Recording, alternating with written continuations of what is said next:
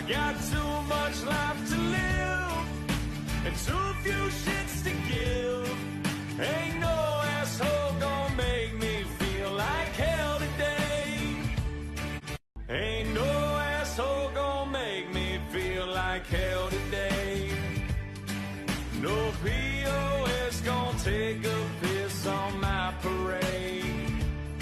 I got too much life to live and too few shits to give. Ain't no asshole gonna make me feel like hell today. Ain't no asshole gonna make me feel like hell today. No POS gonna take a piss on my parade. I got too much life to live and too few shits to give. Ain't no asshole gonna make me feel like hell today. Ain't no asshole gonna make me feel like hell today. No POS gonna take a piss on my parade.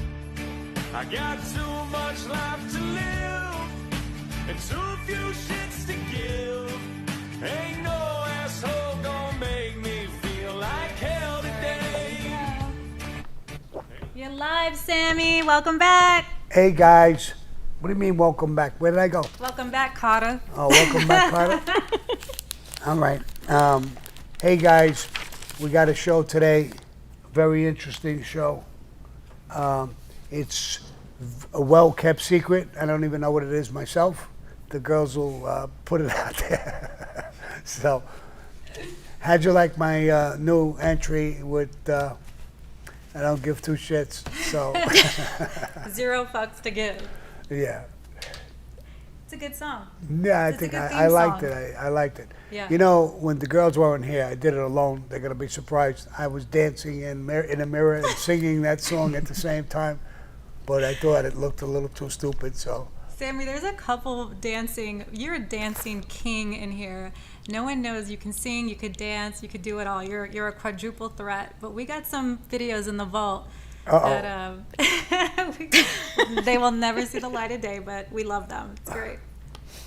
All right. So let's go to some questions and some things and love all you guys. Want to say that before we even start. And you guys, you know, a lot of questions were really, really good.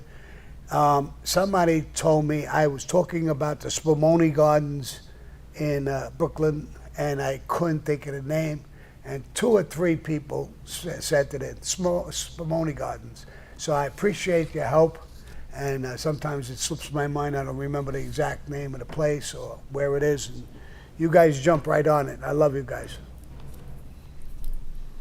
You ready, Sammy? Yeah. Okay, great. Hey, everybody. Just a couple of announcements real quick. We have our June coupon that is out right now. Anybody that wants to have a sit down with Sammy, it's 30% off. Just hit SITDOWN30 as the promo code. And for anybody that wants to be able to get merch, but you're out of the country, you're out of the U.S., I need you to email support@sammythebull.com, and I can help you get your merch out to wherever you are, whether it's Canada or the UK or wherever you may be. All right, we're going to start off with a few shout outs. Let's give a shout out to Gas Can Lip, Jimmy Horn, Danny Murphy, Acting for Fun Lions. Hey, darling, I saw you in the chat. Sammy, give everybody a shout out. Hey, guys, I heard the names a bunch of times. Love you guys. Okay, so we're going to start off with Gas Can Lip. He says, Sammy, do you have any advice to say no thanks to being a best man for your pal's wedding when you feel his bride is a sea snake? I thought of that one time, and I was asked to be the best man. I told the guy, no, I don't want to. I can't. And he said, why? I said, because I banged your girl before you married her. And the only way I'm going to be the best man, if I could continue banging her after you're married, then I'll be the best man. And he said, go fuck yourself. That was a good way to get out of it. So. Oh my God. Okay, there you have it, Gas Can Lip. Oh, hey, Elgato. No, I didn't forget about you, darling. I see you. Shout out to you, Elgato. Elgato's in the chat, too. That's my man, Elgato. He's there. He's there all the time. That's my man. Mark Clark wants to know, is Harry the Hunchback Riccobini Italian? He was Italian. He looked like a little munchkin. White beard. I mean, funny-looking guy. Tough as nails. They went to kill him one side. He was a guy in the Philadelphia mob, and they was fighting in the war, believe it or not. And somebody came to shoot him. I think they did hit him with one bullet. The gun jammed. He grabbed the guy's gun, actually took the gun away from him, shot the guy. He's got a whole history. He's a Philadelphia guy, made guy. I think he might have been a captain. Real tough. And as funny as his name was, he looked like a little elf with white beard. Yeah, but he's definitely Italian. Okay, great. We have Peter Allen, MMA, asked, can you please ask Sammy, did he know many Irish guys, like hit guys? And if IRA guys or just Irish people personally, who did you like the most? Well, I knew quite a few Irish guys. There was, when I was with the Colombo family, Carmine Persico, there was a guy, McIntosh. He was a top hit guy for the crew, for Carmine Persico. And I liked him. I got along good with him. He had a beef with Stymie. I told that story. I'm not going to tell the whole story. They pulled guns. I knew that he would wind up killing Stymie. I put him under my wing, Stymie, and I went and talked to McIntosh. And I got along really good with him. He gave me his word. Wash the whole thing out. I'm not going to do anything. And he lived up to his word. But he was a real tough guy, very dangerous guy. He was Irish. Couldn't get made, but he was one of the top hit guys for Carmine Persico. Okay, great. We have Red Man. Red Man goes, hey, Amina, I hope you're doing well and had a great weekend. I have a question for Sammy for today's live. Sammy, usually when someone has their dream job, they have a vision to how things might end. When you were in the life, what did you envision your end being? Did you envision yourself in the administration or as a representative? Did you envision yourself maybe getting killed or going to jail? Where did you picture it all ending? And if you had a choice, how did you want your dream ending to be in that life? Well, there's a lot of questions within that question. The biggest thing to me was becoming a made guy. I never thought beyond that as far as being in administration or a captain or anything like that. I was happy with just being a made guy. I loved Tato. I was happy being under him. I became his acting captain a year later. I envisioned myself probably getting killed or going to jail for the rest of my life. It's a violent life. It's a tough life. I thought more than likely that would happen. It didn't happen. I was betrayed eventually and left John Gotti and left the life. That was like the worst day of my life, I think. But as of right now, I think I made a great move pulling away and doing what I had to do. You got to remember, I don't like the label of being a rat, but I never cooperated against my family, my crew, my friends, a woman who rigged a trial with me. And I thank God that the government gave me that avenue, or I would have never cooperated. And I'm happy that the people I'm with, my team, Anna, Amina, and we're growing in the team now, my son, my family. So my life is good. Now I'm going to take over Hollywood. It may sound crazy, but I really want to. I don't mean take it over in a violent way or like a criminal. I mean I want to use my strength. I'm talking with high people in Hollywood, very powerful people. I have a total respect from them, not because I'm a tough guy or doing anything like that. It's because I live up to my word. I'm doing the right thing with people, and I'm winning over people left and right. So hopefully I'm going to grow in Hollywood, and that's my goal. and to take care of my family, my friends, my dog Lily, which I love. I don't know what I would do without her. And so I really think I made the right move in certain places. There were tough times. I made tough moves. And thank God they worked out. Thank God this one worked out. And I'm with you guys.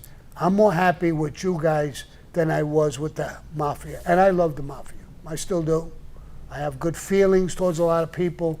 I'm not one of them guys who cry if they're all no good.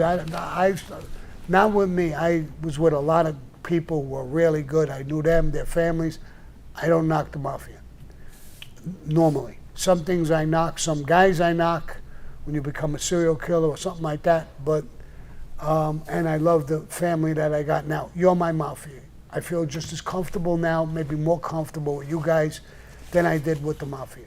So I'm really happy. I hope that answers that kind of a question. Perfect, thank you. Oh, real quick before I get to the next question, Gambino and anybody else in this chat that is going to be bad-mouthing and going off, you're going to be blocked and deleted. Just want to let you know. Okay, moving on. So, Bruce Azaridi wants to know, the boss is the boss until he isn't. You took on killing Castellano, but why didn't you guys kill John and Quack Quack years earlier? It's a secret society, not a rumor mill for Quack Quack. John should have got one warning to stop showboating. Do it again. He should have gotten 2 in the hat. You know, I agree with you. If you remember my story when I sat with Frankie DeChico and I wanted him to be the boss, he said John could be a good boss. We would be the power behind the throne, stuff like that, and I agreed to it. The only problem is that Frankie DeChico died 4 months after the hit, and it was me and John against the world. I did love him, and I was battling with him. I never thought about taking him out.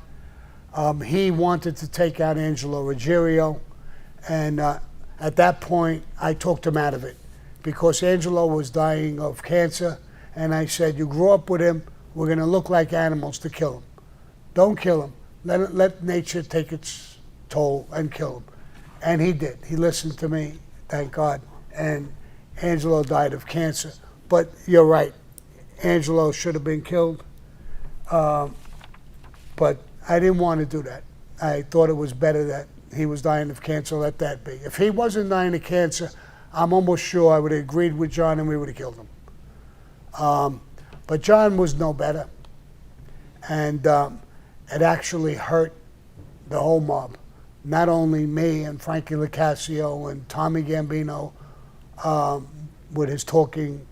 I don't even know why you would talk about things you did 100 years ago. That's not what we do. Me and my crew, we had 9,000 hours of tapes. Not 1 hour, not 1 second of those tapes were used against me, my crew, or anyone else. All they were bullshit. And it's not me saying that. Diane Sawyer, we did an interview, she texted with the FBI. They said it's true. He had 9,000 hours of tapes, and it was all nonsense. Talking about sports, talking about women, talking about jokes, bullshit, or structure, and which don't matter. So any kind of serious crime, I never sat where I normally would sit. I would go somewhere else. And my guys, when they grabbed me by the arm and said, Sammy, I got to talk to you, and squeezed my arm, I knew it was an important conversation. I would excuse myself and I would leave with them. Sometimes we'd walk 2-3 blocks away. There was a schoolyard next to my office. We went to the schoolyard in the middle. But I could understand where you're coming from. Those things were thought about, mentioned. The situation, how it broke down, just never happened. Okay, the next part of that question was, John and Quack Quack got you all pinched. If you guys whacked Quack Quack many years earlier and killed John before showboating after taking over, what is your feeling on how that might have changed your destiny? It wasn't Johnny Quack Quack. It was Angelo Quack Quack. But how do I feel it would have changed my destiny? I really don't know. You know, I find a lot of questions like that is like Monday quarterback. You know, would this team won the Super Bowl football, and if this guy wasn't the quarterback, or if that to me is all Monday quarterback. You could always sit back and ask those questions, but when everything is happening, it's very difficult, you know, and I think if we would have whacked him, things would have changed. Do I know I would have never got pinched? No. You know, when you got the entire government is powerful, and I think what John did was united them. The Eastern District, Southern District, FBI, DEA, New York organized crime. When you unite a government like that to come after you, there's bugs everywhere you go. There's informants. There's all kinds of things. So I don't know how long I would have lasted, or we would have lasted. I know you probably would have lasted longer, for sure, than 4.5, almost 5 years, because that's all we lasted. When we killed Paul in December of 85, December of 90, we were walking and we were in jail. So I think it would have went longer. And when you're not irritating the government and you're not doing a lot of fucked up things, they kind of put you on a pay me no mind list a little bit. Excuse me. So I guess we would have lasted longer, for sure. Okay. Billy B says, how long were you under boss, and what did it feel like being that high up?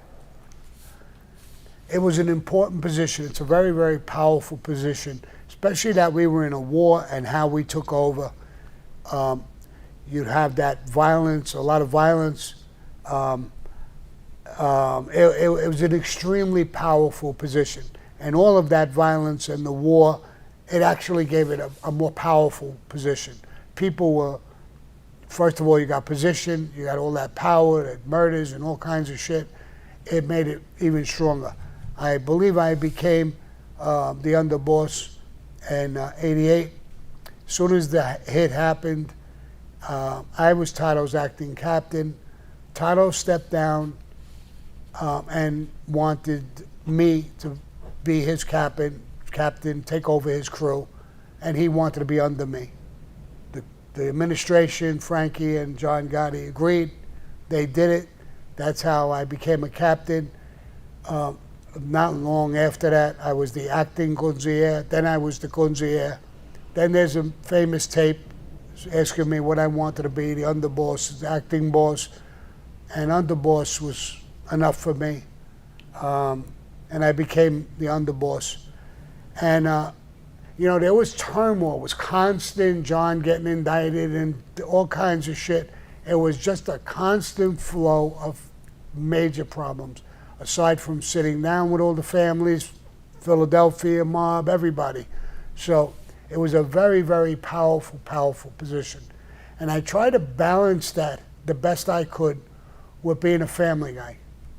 I didn't want to destroy my family and my kids. I didn't want my son into life. He was a tough kid growing up, but I didn't want him into life. So I did everything humanly possible to have 2 lives. 1 wife, 15 gumadas, and I tried my best. So I'm only kidding. I didn't have a gumada. I never had a gumada. Okay, last question is from Stacy Rowland. She said, Mr. Gravano, if there were 2 things you could go back and do over again, what would those be? Thank you. Who was that? Stacy Rowland. Stacy Rowland. If there was 2 things I could change, if I could have met you a little earlier, I would have showed you 1 thing I would change. I mean, I don't know. The other thing, 2 things I could change. I really don't know. It's a tough question. There's a lot of things I would love to change, but life has taught me when you make a mistake in life, you could change your life. I changed my life. I'm even starting to become a little religious in my older age now. I try my best to change and fix things, but there's certain things you can never change. Certain things happen, it's impossible to change. You could change your ways, a little bit about you, but I think I was tough when I had to be tough. I think I was fair when I had to be fair, but I was part of that life. That life is a tough, tough life.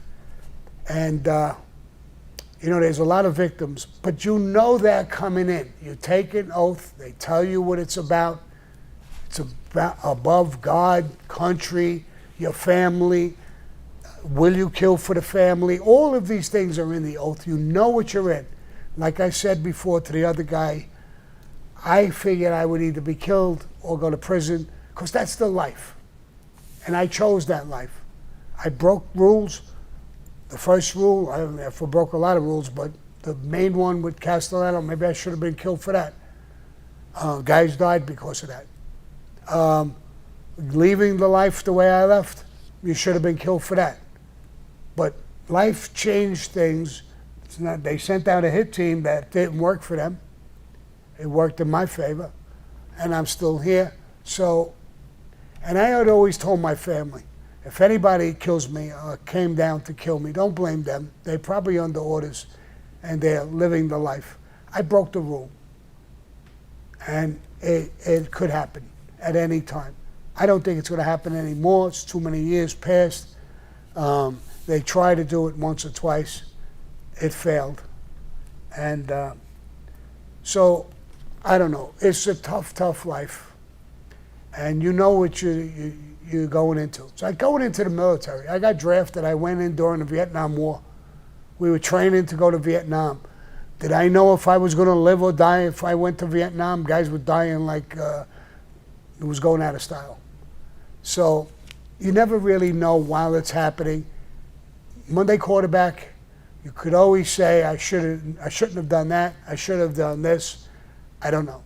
But according to the life, I think I lived the life to the fullest. I think I was open. I was honest. I was loyal. That's all I could expect out of myself. I don't know what more I could give to people. I've helped people and I've hurt people. But that's the oath I took. But I always tried to help people. I got compliments from Paul Castellano and people. I think that's how I rose to the ranks too. It's not just the violent part. There's a lot of violent guys.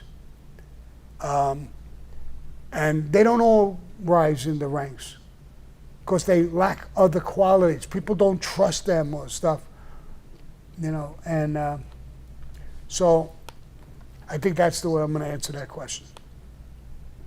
Okay. I think that's all I have for questions, but could you give a quick shout out to CB tuning in from Scotland, wants you to give him a shout out. Stevie? CB. Who? CB. Stevie? CB, the letters. Oh, CB. CB. What am I talking, Chinese? CB. Hey, guys. Right. All right, and I just want to give a quick shout out to Dr. Smith X, Xavier James, Mickey Griggs, and Betty Ann. I see you, darling. Okay, I'm going to turn over the mic to Anna. Hey, Sammy, Chino in the chat would like to know, how did you pick your driver, and how does that usually happen? I picked a driver, and I don't know how it usually happens. You trust the guy to an extent. He's not one of the guys, the hit guys or something like that. My driver really wasn't a hit guy, but he drove me around. He watched my back. He was careful about doing certain things. He didn't leave my car just laying there where somebody could put a bomb. We always knew certain things. Matter of fact, my driver, when I went on the lam, he came with me. He didn't have to. He asked to come with me, and he came with me. I was on the lam for a couple of months. He stayed with me the whole time. He's got to be loyal. He's got to be there. The job is 24/7, and he has to be available 24/7. And so they have to have those type of qualities. He wasn't married, the guy I picked. He didn't have kids. So, and his whole thing was the life. So it was easy to, to be around me. I would get picked up 7:30 in the morning. I would go to a gym. I'd go to meetings after that. I had a construction business. I would go to my office. I would go to some of the jobs.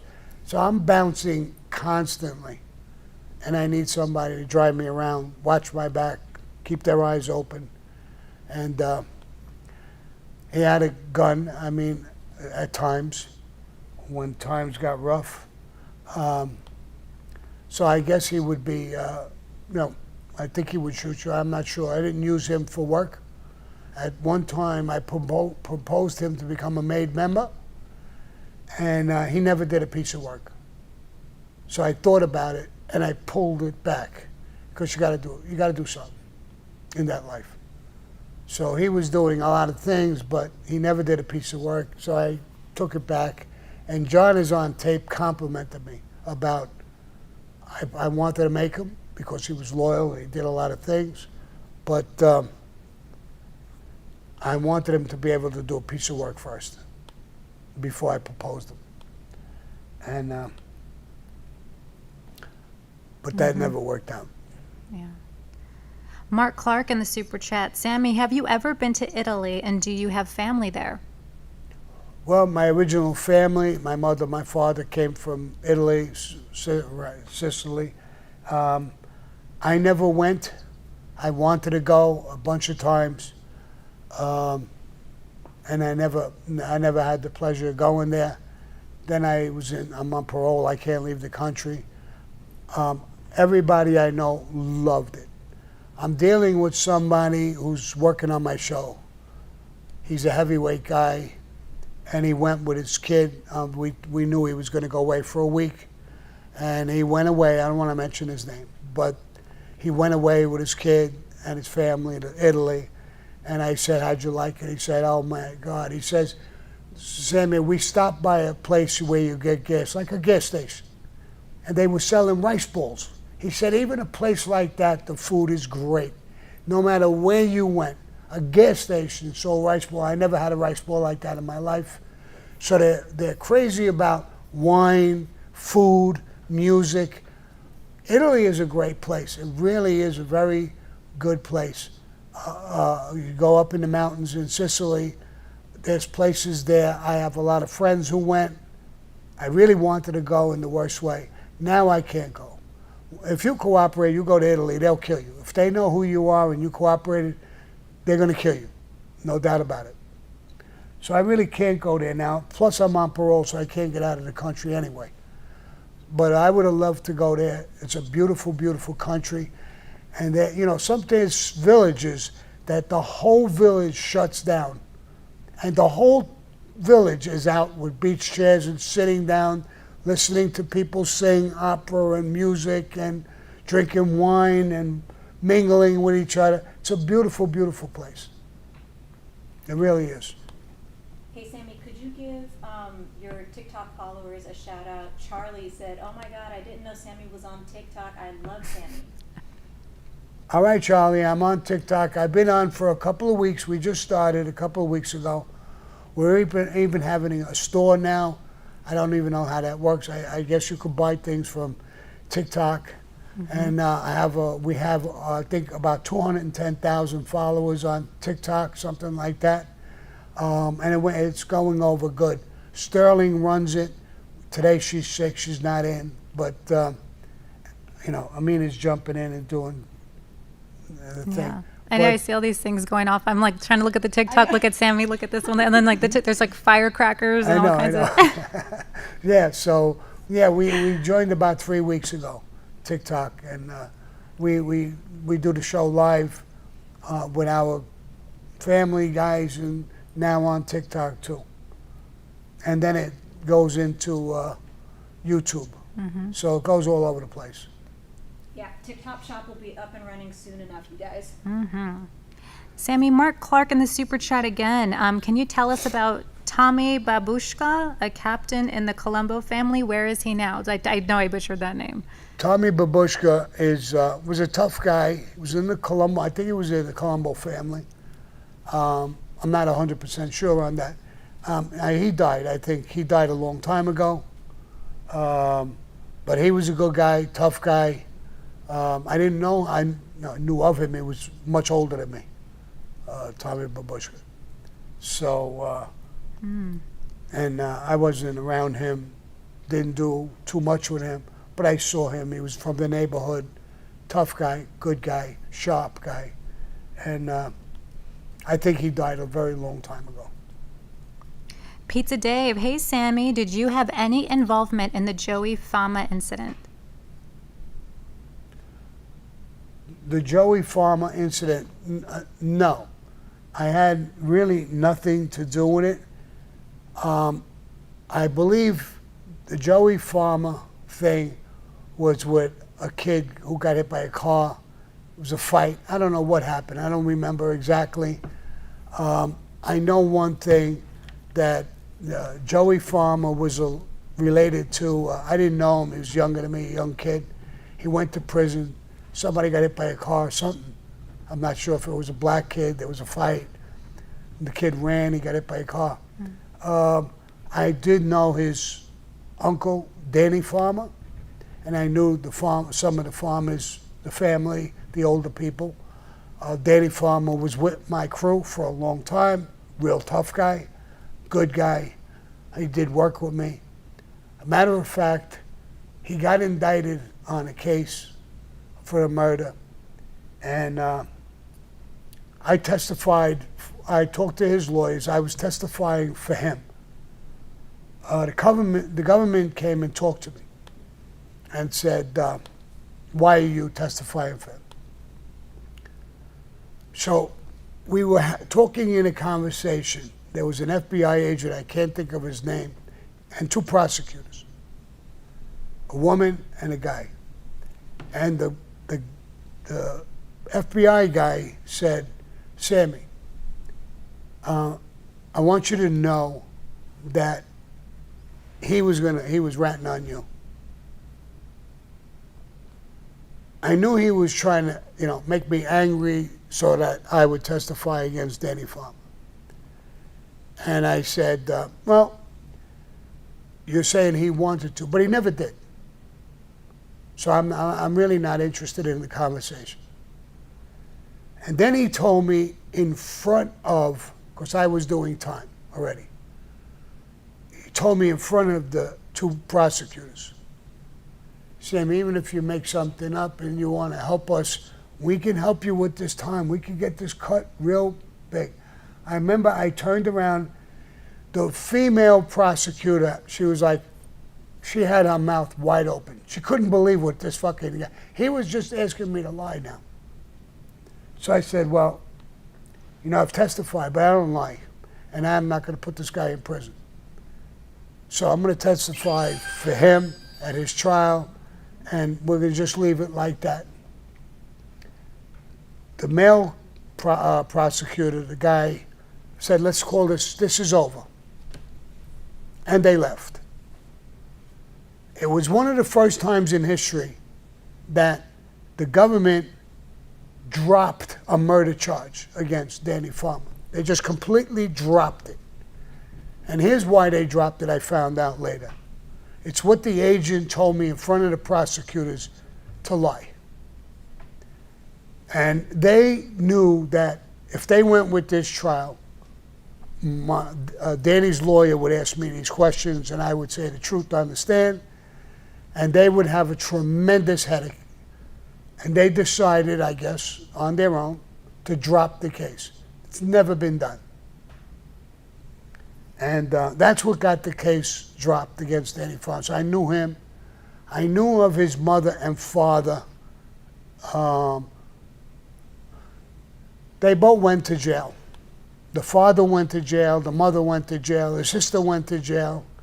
The Farmer family. They got caught with drugs years and years ago. The father died in prison. They wanted him to cooperate the mother was sick and dying. She was in prison. You cooperate, we'll help her. He said no. He loved her. He cried like a baby from what I understand, but he wouldn't cooperate. And he stood up. And Danny also has a brother. So the sister went to prison for a short while. I don't think the brother went. Danny went in on that. They were a good family, tough, good family. And the kid Joey was a nephew or something like that, younger kid. And he had that case. I believe it was something with an argument, a fight. Black kid ran away. As he ran away on the highway or something, got hit by a car and died. I think it was something like that. I'm not positive, but I think that's what it was. I tried to help with him, with lawyers. I remember I did a couple things to help. I don't remember exactly what I did. It was a long time ago, and I didn't know the kid. I wasn't really affiliated with it. So, I mean, he would know that better than me. So. Nice question, Pizza Dave. And that is why they call Sammy the best storyteller on the internet from Rolling Stones. Your mind is like a steel trap. It is, but you know, like I said, I had a limited thing with the kid. I knew the whole family, but the kid I didn't know, and I didn't even know what the hell happened. Something happened. Mark Clark back in the super chat. Joey Cantalupo and said Charlie Moose got the contract to kill Mimi, who controlled Coney Island. Can you talk about that? Cantalupo, Joey Cantalupo. Yeah, he was Joe Colombo and Rocky hung out in this place, Cantalupo Realty. The father owned it. Joey Cantalupo was the son, and he became an informant. So he did rat on a few things. I'm not sure if Charlie Moose had the contract to kill Mimi. I'm not sure about that. I never heard that part of it. But I know that Joey Cantalupo was ratting on Carmine Persico's brother, Alley Boy Persico Sr. They talked with the owner of Cantalupo, Joey Cantalupo's father, who was not a made guy, he was a street guy. Joe Colombo hung there, everybody hung out there. So, and he tried to set his son up to be killed. He agreed, he met with them and agreed to get his son to not testify and come in, we'll go away, this, that, and the other thing. It was all bullshit. He was going to have him killed. So they never got to Joey Cantalupo. And the father, they praised him for being a man's man, that he was willing to have his son killed.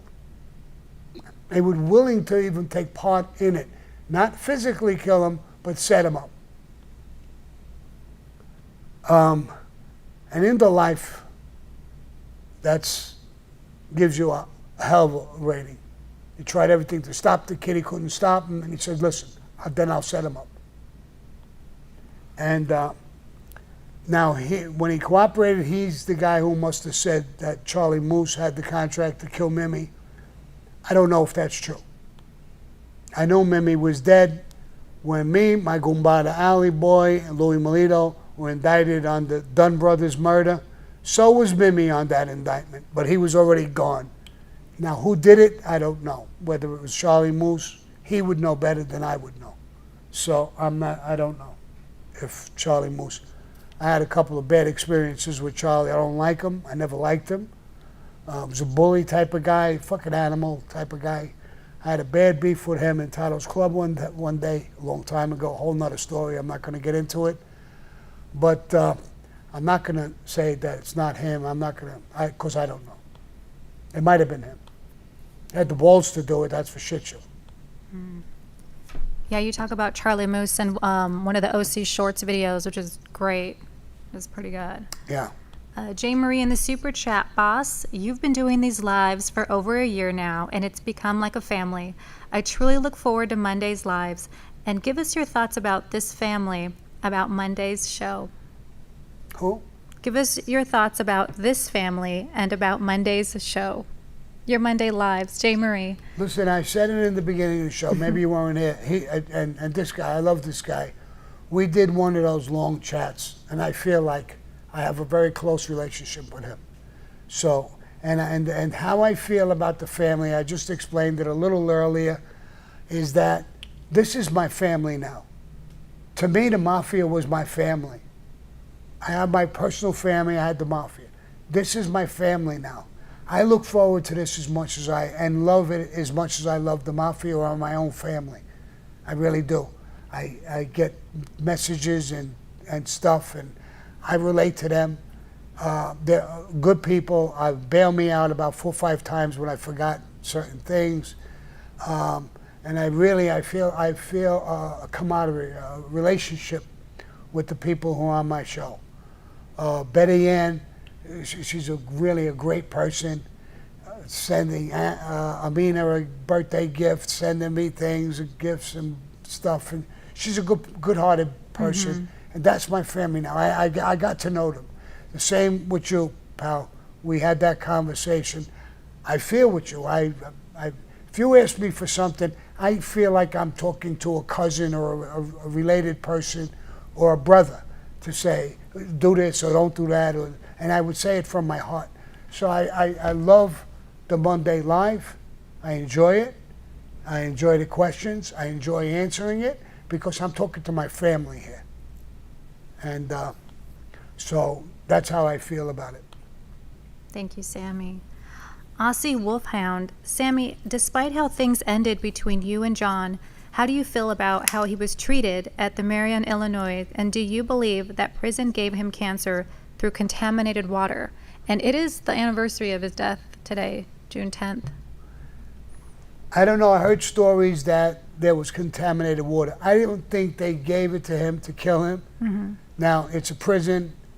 I don't know where they were getting their water from, but I think if it was contaminated, a lot of guys would die from the same thing because we all drink water. We have to. So I don't know if that's true. How he was treated in that prison, it's a rough prison, just like any other rough prison. I don't like prison, and I fight for prison reform. I sat with the warden and did a show. He don't even like, you have to go and be punished for your crimes and go to prison. But you could still be treated like a human being.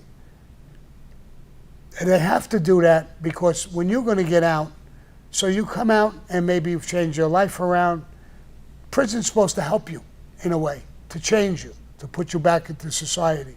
If they treat you harsh, you come out worse than when you went in. So if you gotta think the guy is tough or he's a fucking animal, he's gonna be fucking worse when he comes out if you're gonna treat him like an animal. Cage him and treat him like an animal. You could do that with a dog, a lion, anything. Do it and they'll be worse. So I'm not happy about him, the way he died in prison from cancer. There's a lot of guys who die in prison, not only from cancer and diseases, stabbed, killed. That's part of being in prison. I don't know if they purposely gave him poisoned water or something. I don't buy that. I don't think they would do that. He's doing a life sentence. He's going to die in prison. They don't have to do shit like that. I think some of those guys get off just by having you there as a prisoner. I know I had a unit manager, I don't even want to mention his name, Italian guy. What a piece of shit this guy was. I mean, when I checked in, he says, Gravano, I'm Italian too. I thought, well, good. And he said, you're not getting nothing special from me. Matter of fact, your time is going to be 10 times worse because you're a fucking disgrace to Italians. I told him, listen, bro, you could suck my dick as far as I'm concerned. I don't want nothing from you.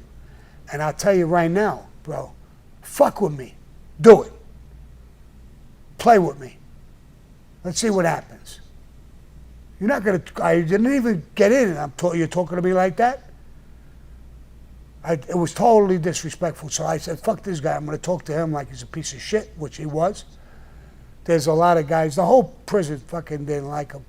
But it's not the norm. There's a lot of guys who were guards and people like that who I liked, who were good. They were human. They have a job. I'm a prisoner. I have a job. You don't have to abuse me. You don't have to try to abuse me or make my stay less. There's a lot of guys who tried to help. That warden was one of them, for sure. So, of course, I don't like the way he died. I wish he didn't die in prison, but he had a life without parole. Sooner or later, he was going to die in prison, and that's the life. You know, I testified. That's not the only reason why he went to prison. His fucking mouth. He killed himself on these tapes. He hurt other people. I was mad at him. Frankie LaCasio was mad at him. Fucked Frankie, too. And I'm going to do a whole thing on that. I have a whole story on what happened with Frankie LaCasio and him and everything else. I'm not going to do it now, but I'm going to do it. With his lawyer and the whole thing. But his biggest downfall was his mouth. His mouth. Not mine, not the informant's, not anybody's, his. He was caught on tape. You saw I did a tape with George Gabriel, who was the head agent, and he said, I didn't need Sammy, I didn't need anybody. You can't beat your own voice on tape, saying you killed this guy, that guy. When a jury listens, it's you, your voice, saying it, admitting to these crimes. You're dead. How do you fight? What do you say? I was on drugs. I didn't even know what I was saying. You're dead. So this is why this life, you had to stay out of the limelight, keep your fucking mouth shut. You did a crime. You got away with it. Don't talk about it no more. But I don't know why he did some of the things he did, but it was his own mouth that destroyed him. More than anybody. More than me or anybody. No doubt I was icing on the cake, but he made another bad decision by trying to sell me out. But that's a whole nother story too. But you listen to the agents. His tapes destroyed him. Destroyed him. So, but that don't make me feel any better or any worse. You know, a black guy one day took a picture out, and he says, Sammy, and he handed me this picture, and he says, I think you know this guy. And I looked at the picture, looked at it. I said, he's familiar, but I don't think I know him. He said, look at it again. I said, I don't think I know him. Who is he? He said, it's John Gotti. I had to look at the picture again.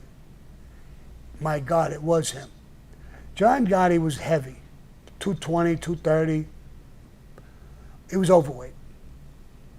This picture, I think he was 80 pounds. Wow. This is picture, it was just before he died.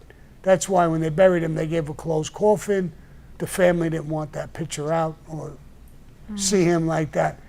It broke my heart to see him like that. Mm-hmm. I spent so much time with him, out of prison, in prison, everywhere. It broke my heart to see that picture. It would break my heart to see anybody like that. But I didn't even recognize him. Till today, I can't believe it. I said, was I fucking drunk? How could I not recognize him? That's how much he changed. That picture broke my heart. And that's life. You know, I watched Peruta, who I loved. I saw him deteriorate from cancer. And that broke my heart. So whether you're in prison, out of prison, wherever you are, a very close friend of mine now had somebody in their family, they just told me last night, a young boy in their family just committed suicide. And I hear these fucking stories. I hear these things all over the place. In so many places, and it breaks my heart. These lockdowns and all of this shit has fucking hurt this country. I don't want to get political, but it's hurt this country so bad. Kids in school, people. UPS had a place across the street from me. They started doing that when the thing was over. They couldn't get people back into work. The whole thing, UPS, closed the whole fucking building down, fired half the people. It destroyed the whole UPS. It fucking destroyed them. Mm-hmm. They're still in business, obviously. But it destroyed, there was 100 and something people in this building. It's down to nothing, zero. It's closed. So, you know, this country has gone through so many things, and there's so many people suffering in so many different ways. But that picture of John Gotti just really, and I can't get that out of my head. I never will either. Is that if there's anything that hurts me when I think about him, it's that picture. So let's go on with the next question. Okay. Let's see. Hendav Mohammed. Hi, Sammy. Words aren't enough to say how much I love you or to show my gratitude to you and listen to you, no lie, every single day. You are our boss, Sammy. Thank you so much, brother. Let's see. Ryan Brown. Sammy, if a guy is going to get made and his father, uncle, or grandfather is a captain, is he automatically put into the crew? And does nepotism play a significant role in the life, such as in sit-downs? Yeah, nothing is automatic. When you get made, it's completely and totally up to the boss where he's going to put you. If he feels that you'd be better off with your father and he's a captain, he'll put you in that crew.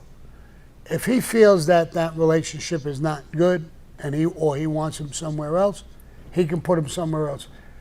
The boss makes all of the moves. He talks with his underboss, he talks with his consigliere, and he asks for advice from them, but he makes the move. It's his decision. The boss is the boss is the boss. We've heard that a lot of times. Whatever he says is gospel. We follow that. Elgato, Sammy, if you could pick one mobster that would still be tough outside of his turf alone and by himself and survive, who would that be? Geez, there's so many guys who could survive. You know, there's a lot of guys who are tough. There's a lot of guys who've learned street stuff and are very, very smart. Toto's son, Charlie Boy, was like that. Whatever he did, he would study it in books and everything like that. And he was streetwise through his father and always being around. And he got made. He was with me. First he was with his father, then he was with me when I took over the crew. So there's a lot of guys who were really smart. You know, you think about some of these scams or things that they pull. They're brilliant. Some of the things are brilliant. How they use the unions and made people love them with the unions, and they sold out things and made money and did all kinds of shit. Made contractors make millions of dollars as long as they got kickbacks. You think of the scheme. You know, I sat down one time when a female was coming down from Washington. And the FBI says, because I fuck around all the time with everybody. They said, Sammy, don't fuck around, bro. She's a real heavyweight from Washington. She's going to come here. She's a little peculiar, but just don't play. I said, all right. She came in. She introduced herself. She put her hand down. She said her name. She says, I'm a white Anglo-Saxon wasp. And I looked at the Asians, and the Asians went, like, don't do nothing. Yeah. Don't do nothing. But who the fuck introduces themselves like that? Nobody. First of all, I know you're a female, I think. You got tits. 1. 2, I knew you were white. You were as white as fucking snow. It was weird. And then we started talking. And in the conversation, she was talking about what we do in the garbage industry and how we controlled it and did all this weird shit. She says, oh, wow, Sammy, that is incredible. She says, you have, what, an 8th grade education, right? And I said, yeah, I do. That's as far as I went. I never went into the 9th grade. She said, it's amazing how a man with such a small brain can devise this. I looked at the agents. They went, You're like, please don't, please. Don't do it. But I couldn't help it. So I said, you know, if it's actually easy. I'm going to explain to you how we did it so you could fully understand it. And she says, okay. She was all excited. And I said, if I remember from the beginning of the conversation, you're a white Anglo-Saxon wasp, right? Yes, yes. I said, well, if you think back with your forefathers, how brilliant they were. They came to this country for some $28 worth of beads. They bought Manhattan. And they fucked the Indians every which way you could fuck them. They were brilliant. Just like us, your forefathers. The agents had their head down like this. She got up and she says, I'm going to use the ladies' room. That's okay. And she left. Sammy, she's a powerhouse. What the fuck is wrong with you? Fuck her. A small brain or small mind. I mean, who the fuck does she think she's talking to, bro? Yeah. And then she introduces herself that way. Who the fuck does that? Fuck her. Let her do whatever she wants. Let her go back to Washington. She came out. She came over. Put a hand out like I've never shaken like this, like a duck. Put a hand out, shook my hand. All right, Sammy, I'm going to go. Good. And, you know, it was such a pleasure talking to you. And going back in time with your forefathers. I love what they did. She wasn't smiling. And she made a turn and left. And they said, Sammy, she's got the power. She'll cripple you. Well, fuck her. Well, and my small brain. You know, Wow. I'm not educated, but I'm not a fucking idiot. It's a scam. I'm telling her how we did it. And then she says that bullshit. And then who the fuck introduces yourself to like that? That's A crazy. white Anglo-Saxon wasp. What is that, bro? I think that's some sort of a disease. Is that, what is it? Well, I thought it was a Cardi B song. so, you know, Can I ask a TikTok? Yeah. TikTok is in the house. TikTok is definitely representing today. So Dory Jordan wants to know, who is the most interesting person you have ever met? me. Me, I think I'm the most interesting person I ever met. But who's the most interesting person? There was a lot of people who were very, very interesting. I love Tato as a person, but he was so, you know, he was uneducated like me. Maybe he was a little more educated, I don't know. But he was so interesting because he had such wisdom and knowledge. Once I asked him, I said, Tato, I don't ever remember you being wrong with anything. How do you do that? You're not educated, you're like me, bro. He says it's wisdom. You go through life, and then if you ever get in a position like me, I hear 50 different stories a day. And I've learned from life about things. And he was very interesting. Whenever he talked, I listened. I heard a lot of guys, Paul Castellano had that saying, when you pull the trigger, the bullet comes out and you can't stop it midair. It hits the person and does damage. Your mouth does the same thing. When you say something to somebody, you can't stop it in midair. You said it, and it'll go to the person, and it'll hurt the person. You can't change that. So watch when you pull a trigger and watch what you say. So those are people who are in the life who showed me wisdom, what wisdom is. And they're very interesting people to me. And a lot of mob guys I thought were brilliant at doing certain things with limited education, limited understanding of what they're doing. Now, I'll go to the other route. Here's something that I've noticed, is that Anna went to school and was going to do something in Hollywood, and she was having a tough time. So she changed and she went back to college to become a psychologist. She was the head, smart. She graduated in December, this last December, graduated. And now she's going on to get her master's degree, even though she's working. She don't have to do that, but she's doing it. And she's going to go take the test, and she's a licensed psychologist. So they noticed this in Arizona State University. From what I heard, they said she's a smart woman, and she's learned from the books. But she's Mexican through her family, different people's lives, and now she's learning about mafia, Roy DeMeo, serial killers, all kinds of different kinds of people. And they noticed that she has become above average in the learning department in the school.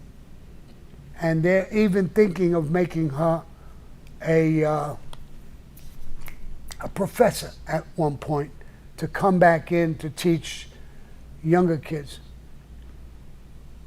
And that's interesting to me, how what you can do to yourself with your own knowledge, your own brain. You don't have to be brilliant. You don't have to go to Harvard.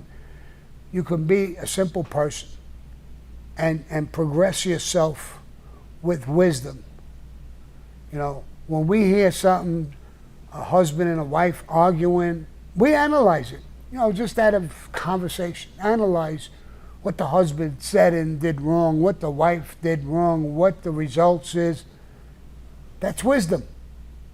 Now it happens to another person. An argument starts. We're going to know automatically where it's going to go. Don't go here. Don't say that. Don't do that. I'm divorced. But I'm like this with my ex-wife. I don't hurt her. I do everything to help her, and vice versa. And those are things that you learn. I don't want to hurt my ex. I don't want to hurt anybody, really. I take time when I go to the gym. I'm always looking back. Someone told me early this morning when I went to the gym, I noticed that you're always looking over your shoulder. I said, yeah, I do. You're afraid, somebody... No, you know what I'm afraid of? I'm afraid that I don't just close the door on somebody's fucking face. If somebody's coming, a woman with her kid or a guy, I wait that extra, I'm retired, what's the difference? I wait another 4 or 5 seconds to hold the door, let them go. And they give this smile. Oh, thank you. It's a beautiful thing to see that smile. I'm not worried about somebody shooting me or nothing like that. I'm worried about closing the door in somebody's face. That becomes wisdom. To feel a certain way towards people and do certain things. And so, I don't know how I got into this, but... You're speaking of very interesting people, yeah, Warden very Robert. interesting people. Yeah. And you become a very interesting person. It's what you do in life. You make yourself interesting. It's what you do for yourself and for the people around you. You become interesting. Anna's interesting to me. Amina is interesting to me. Her background, her history, her problems. I'm not going to discuss her, but her life in general. How she cares, how she is. She's got 2 kids. How she is with her kids. Now, you couldn't get a better mother. I don't care where you went. I had a great mother. Amina's in that batch as a great mother. I see these things, and they're all over the place. Examples all over the place. I see bad mothers. So, and I see what happens to their kids and everybody else. Now, when Amina's kids come to the office, they play with my dog. My dog loves them. I mean, it's such a pleasure, and it's a reflection. They're not born great kids. It's a reflection of her. She was married. Her husband ain't as good as her. But the kids are great because of her. And his mother was sick. Boom. Anna was gone. Anna had to go take care of mom. I accept that. But you see all these things of people. There's so much good in this world. But a lot of times, like I'll go to people attacking me all the time, no matter what I say or do. But that's just their way. They're nothings. They've learned nothing in life. And I like seeing them. I want to answer a lot of times. I really do want to answer a lot of ways. I'd like to put my little feet, they're only an 8.5, right up their ass occasionally, but I'm beyond that. I like to see people who are fucked up and what negativity it brings to themselves and their family. So I like to see all these things. What's interesting to me? Life. Life in general. You know, let me talk about Lily for a second. We do this, and I swear on everything that's holy.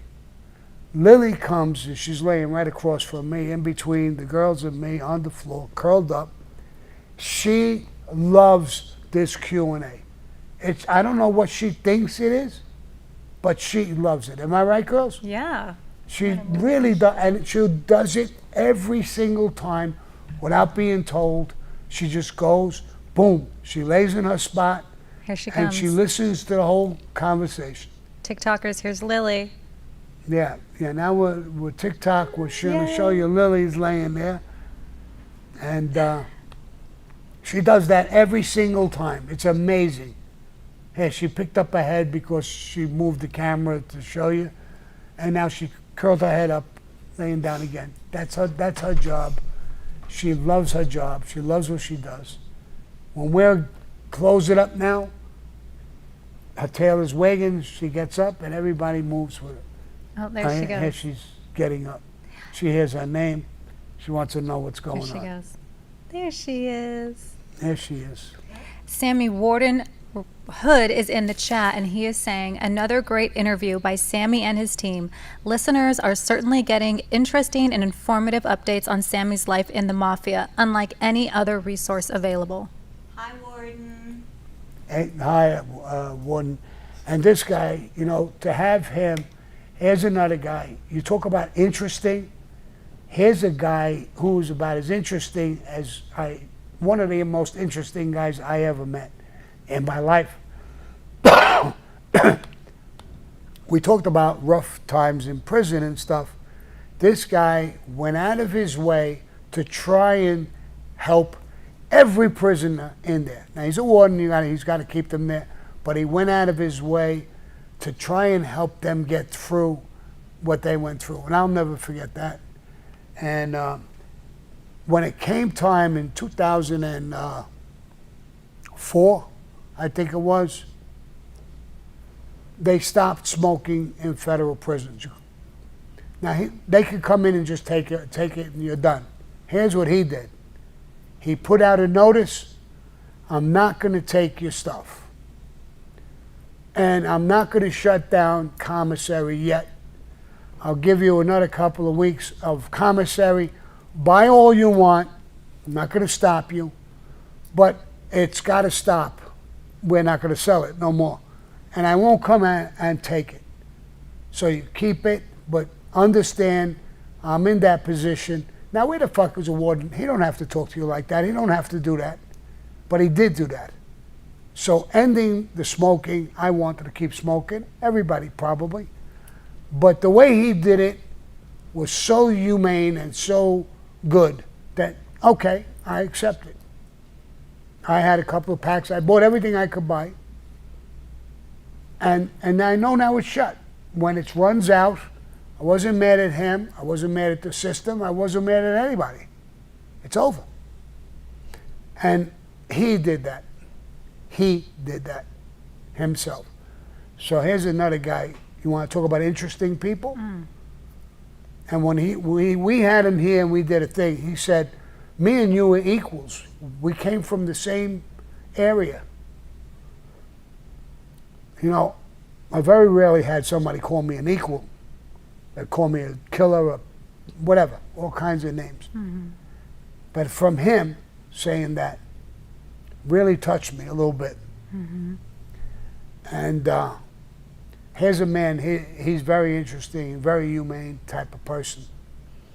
And he keeps his wife away from me, smart. She'll fall in love with me, I think. he's gonna be mad at me now. All right, so that's my interesting people. That was a great great question. I love the question, and I loved answering it. Betty Ann is in the super chat with a nice envelope for you, Sammy. Thank you so much for the kind words, Sammy. Heart, heart, heart, heart, heart. And for having such a kind heart. I love you, Betty Ann. You know that I do. I think the world of you. You're a good person, really good. I hope you can live to 120, and because you treat people good, you're a good person. You deserve it. And as long as you live, I wish you health for every second that you're alive. Amen. Gas Can Lip in the chat. Hey, Gas Can Lip. Is there anything in Arizona that you do not like? I don't like the summer during the day. It's just a little too friggin' hot. The winter is beautiful. The nights a little chilly. You have a fire pit. The spring is beautiful. Everything is air conditioned cars. Everything is air conditioned here. I like Arizona, but the daytime is a little hot. What was that? Do TikTok. TikTok blew up. It's doing a million things. Oh my gosh. The daytime is a little hot, even the night. I was talking to somebody the other night. I was letting Lily out. I think it was 9 o'clock at night, and it was 99. And that's hot. You know, it don't cool down. And I think the reason was I was in prison in Arizona, so I know, you know, everything. The concrete gets hot, blacktop gets hot, everything gets hot. So even when the sun goes away, those things are still throwing off heat.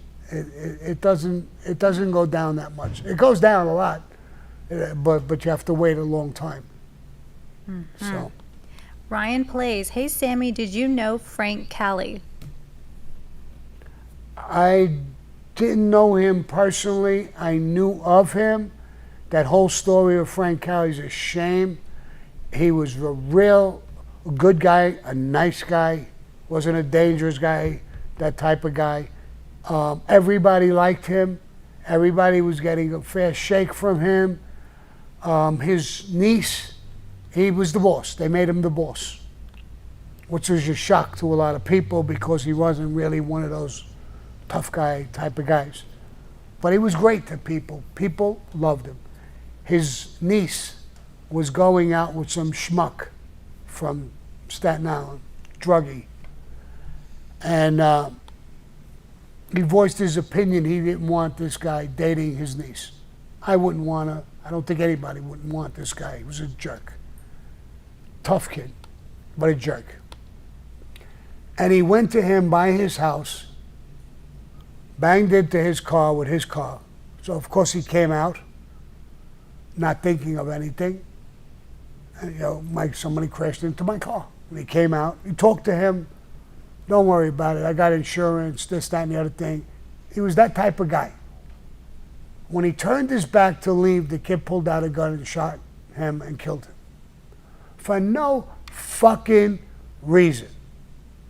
The kid is in prison, he's in a nut house. I don't know if he ever went on trial because mentally I don't think he's all there. And if he's not all there, they won't put him on trial. But hopefully they'll keep him in a fucking nut house. So that's what I know of him. I know why he got killed, stuff like that. True people I still know in New York, in Staten Island, and it was a crime. It was a shame. And but I never knew him personally. He was a lot younger than me when I was around. I went away a long time ago. So, but I heard all good things about him. Nice. Thank you, Sammy. John Ball is in the chat, and he dropped a super chat and is asking, Sammy, why is doing work important to becoming a made man? Why is what? Doing work. I answered that a few times, but I'll answer it again. It's that the last thing you want to do is make a cop, an undercover cop or something like that. It could bust open a whole organization. Now, cops can't do a piece of work. So if the guy did work, you know more or less he's not a cop. 1. 2, when you take the oath and the family asks you to kill, you have to kill. If you're given an order to kill and you don't do it, they'll kill you. So you don't want to put, like my driver, I said I had put him in to become a maid guy. Then I took it back because he never did a piece of work. I don't know if he could or couldn't. I don't think he could have. He's not that type of guy. And I was always afraid if I was gone and they told him to do a piece of work and he wasn't capable or didn't do it, they would kill him or whatever. So that's why I withdrew his thing. I could be wrong with that, but that's why I withdrew. So there's a lot of reasons, and then you know a little bit of my secrets. I know a little bit of your secrets. So you have just as much to lose as I have when you've done work and you've done things. Now, we don't want to make a public record out of it. It was the most important. Sometimes you could get away with not doing it because you're somebody's son and they want to bring you into the life for whatever reason. But it's just part of the life. Sooner or later, in the oath, they'll tell you, when you're called upon to do a piece of work, will you kill for the family? What are you going to tell them? No. You're not going to get made. You'll be out of that room. And whoever proposed you, they'll go to them. How could you want to make this guy? You know, in one of my stories with the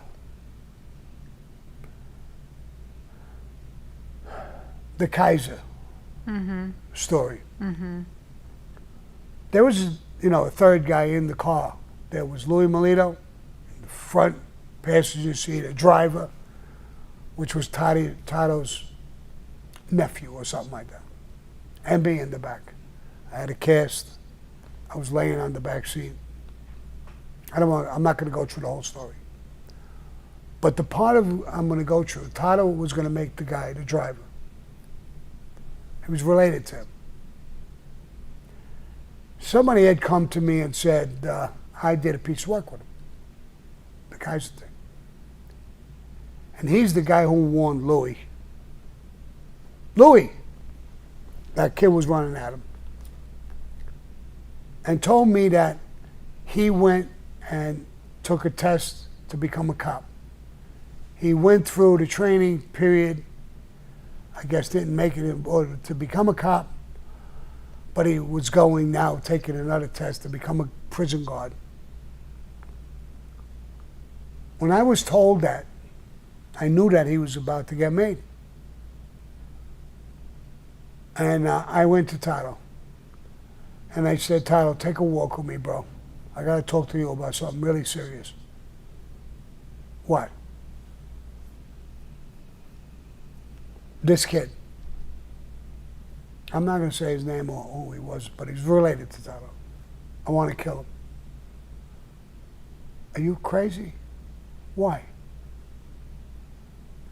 I said, he went to take the test to be a cop. You're going to make him a friend of ours now. You're making a tremendous mistake.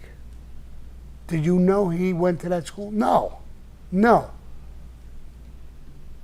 Let me check this out. He went. I guess he checked with his family. And he did. Now, when you take a test and you become not a test or whatever it is, you're going to become a cop. One of the questions, from what I'm told, they ask you, if your mother did an illegal act, are you willing to arrest her? And they say yes. That's almost as ugly as what we do as far as killing.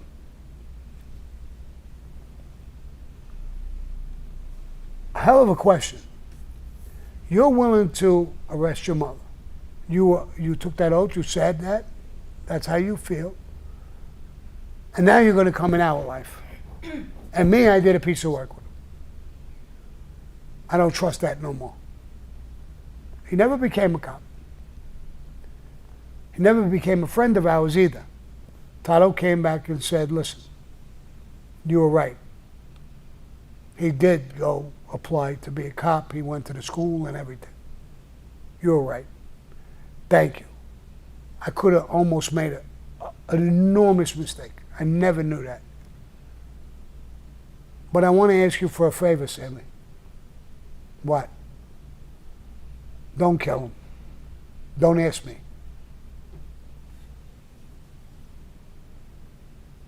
Please.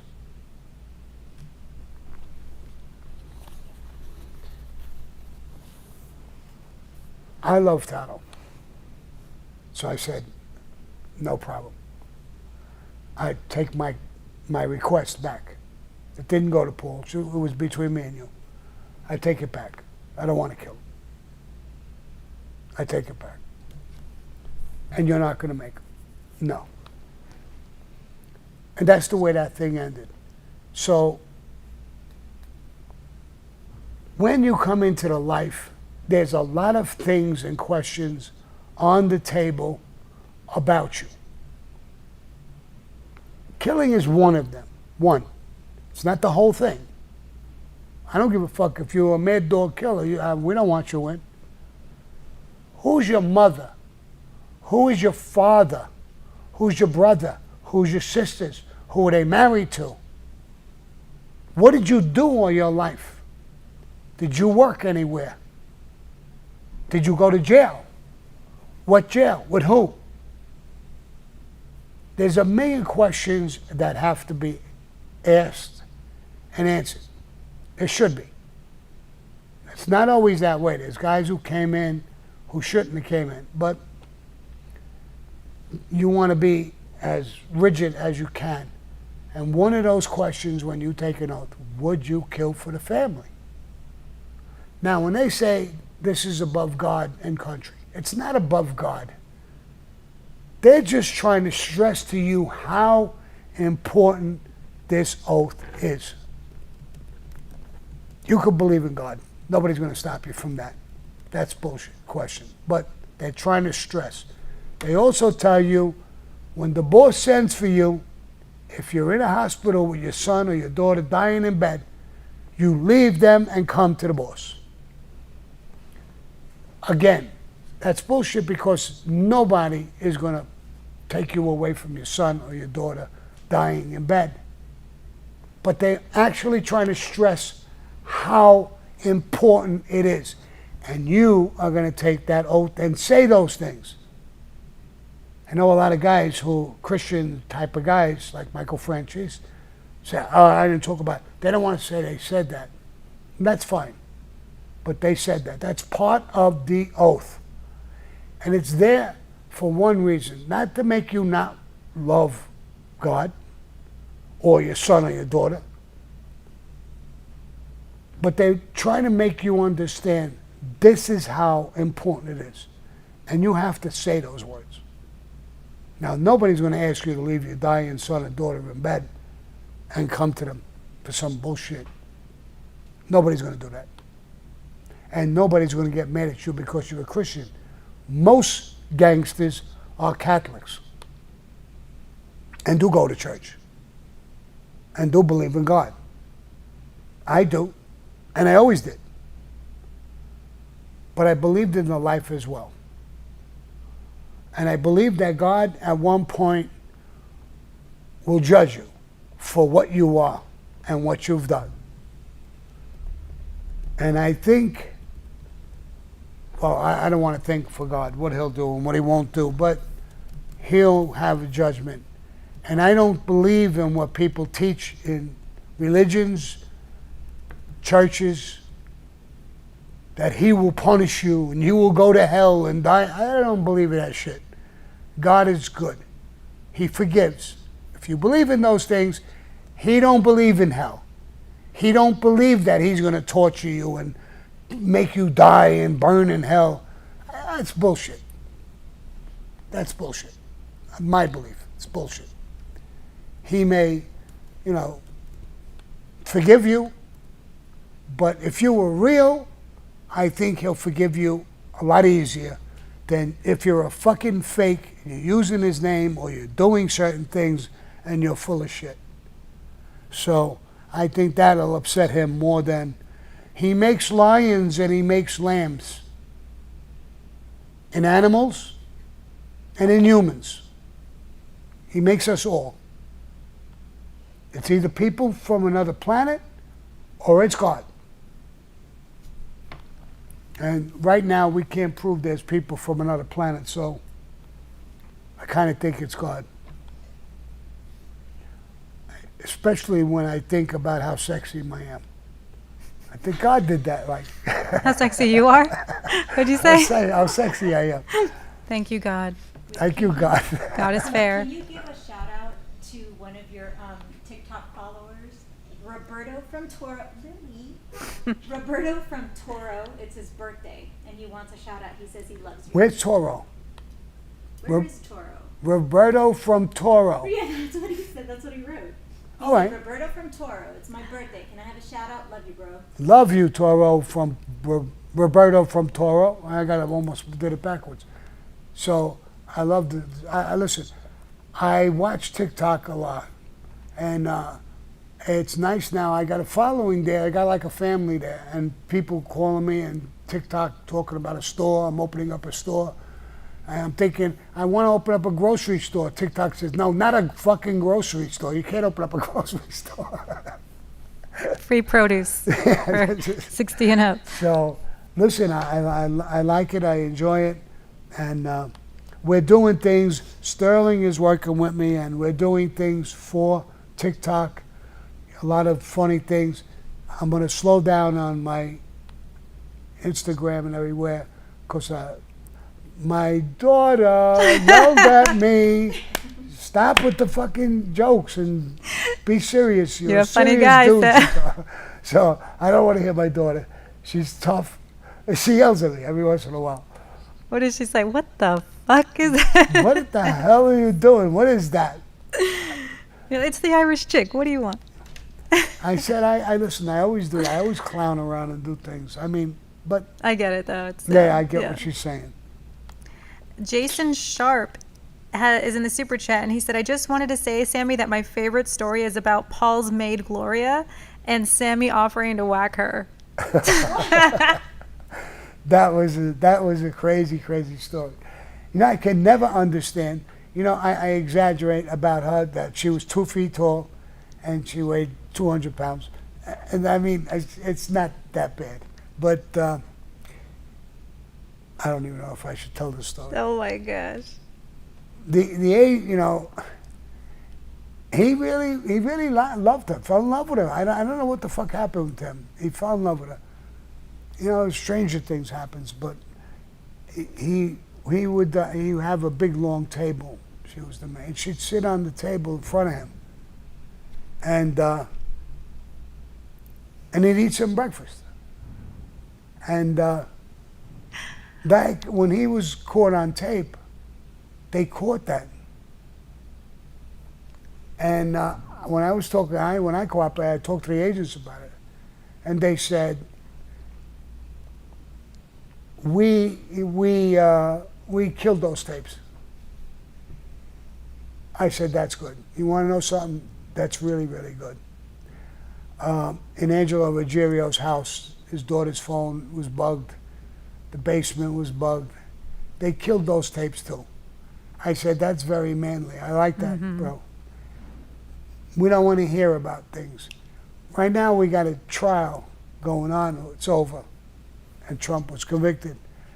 about whether he wore a rubber or not, whether he's big or small. I am blown away how a judge allowed this scummy shit into a fucking trial. Anything to make him look ugly. And all you women out there, don't be mad at him. Be mad at the government that would actually make a fucking porn star get up on a fucking stand and talk about things like that. Mm-hmm. So he went with her. Whether his size is important or what he was wearing, a rubber, how is that criminal?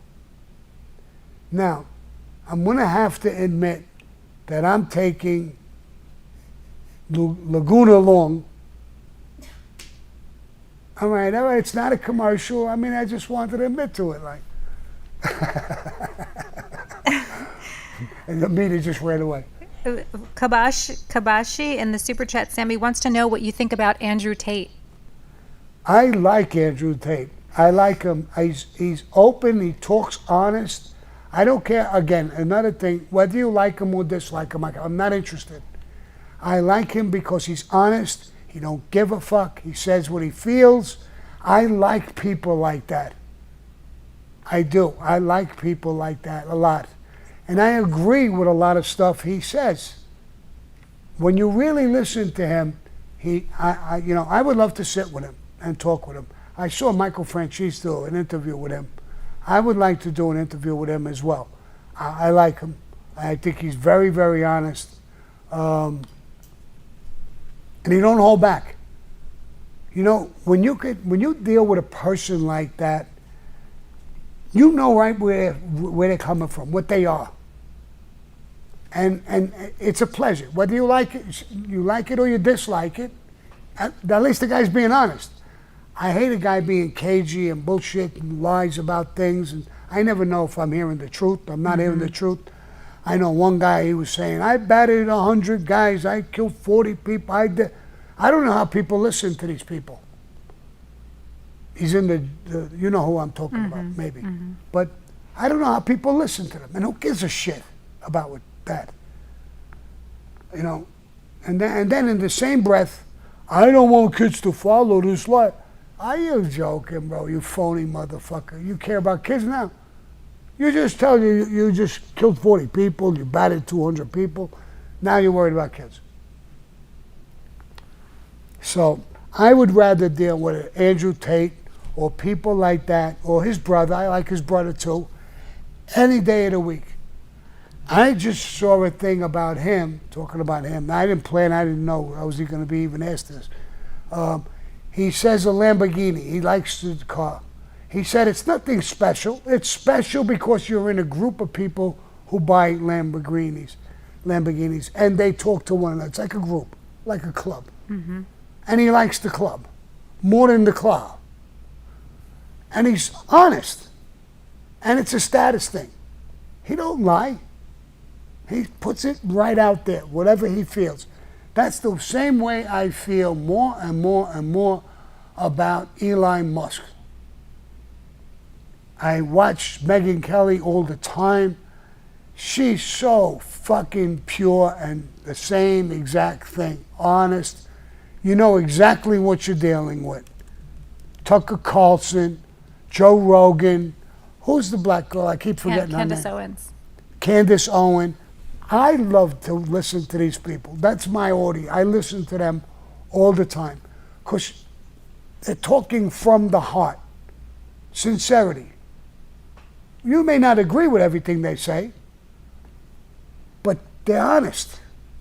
At least I know how she feels or he feels or whoever it is. And that's the same thing with Trump. Whether you like him or dislike him, I know what he's talking about, what he feels. I know how he thinks. I hate to sit with a person who says one thing, he smiles, and he pats you on the back. Remember that song when I was growing up? Smiling faces, they stab you in the back. They're smiling at you and they're stabbing you in the back. So that I don't like. So I like people who are very honest Yeah. in their conversation. I may not agree with everything they say. The other guy now, they want to put him in jail. Who's that guy there? The rough-talking guy. They want to put him in jail now. His time he got convicted. They want to put him in jail. There's a few of them. Bannon? Huh? Barr or Bannon? Bannon is one of them, and the other guy, Bill Barr? oh, yeah, him too. They're honest. They're telling you the truth. And now we try to put them away. I never seen anything like this in my That's life. crazy. Jason Sharp said that he had sent a message to you back in the day, and he said he keeps it in his response on his email everywhere he goes and when things get dark in his life, and that he said we are blessed to have Sammy with us and his wisdom he shares with all of us. Thank you so much, brother. And I do have a lot of wisdom. I've been through everything that I could even imagine. Good, soft prisons, hard prisons, in between prisons, street, military, you name it, I've been through it.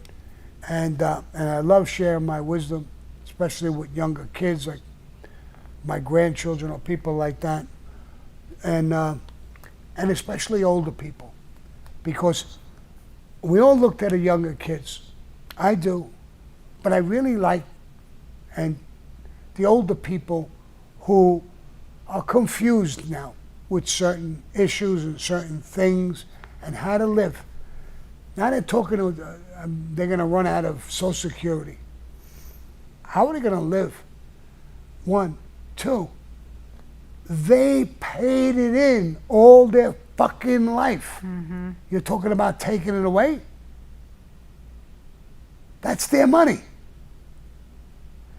I saw another guy say if they would have took that same money that they took working all their life and put it away, they would be millionaires today. Right. Now you can't. You're worried about giving them $2,000 a month. Unbelievable. Now, let's not get into politics. Can you please ask your lovely chat and viewers to hit the like button, subscribe, and hit the bell for notifications? Absolutely. If you could do that, it would be very well received, especially when it goes on YouTube. Hit the like, you guys. the like and subscribe. Now, let me make an announcement. My YouTube just went to, I don't know if you saw it yet, this morning. It went to $5.99. Mm-hmm. You saw it? Mm-hmm. I liked it. It was $5.98 for quite a while. Now it's at $5.99. One more 1,000 people hit those things, we're at 600,000.